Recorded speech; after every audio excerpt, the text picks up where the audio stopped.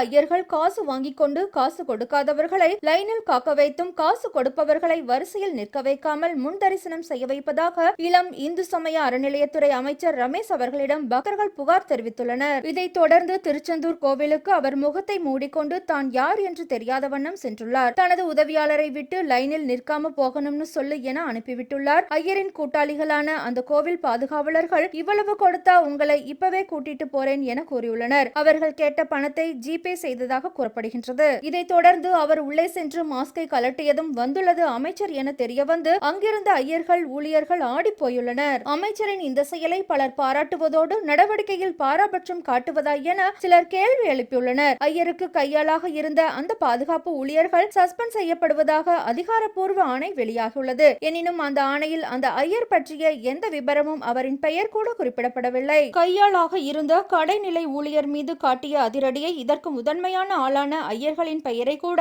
ஆணையில் குறிப்பிடாதது ஏன் என சிலர் கேள்வி எழுப்பியுள்ளனர். அந்த ஐயரிடம் விளக்க கடிதம் வாங்கிக் கொண்டதாக செய்திகள் வெளியாகியுள்ளது. பூஜை மட்டும் செய்யக்கூடாது என கூறப்பட்டுள்ளதாக செய்திகள் வெளியாகியுள்ளது. இது குறித்து அமைச்சரிடம் கேட்டபோது அவர் அளித்த பேட்டி: அவங்க கிட்ட விளக்க கடிதம் கேட்டு விளக்கம் வாங்கியிருக்கிறோம்.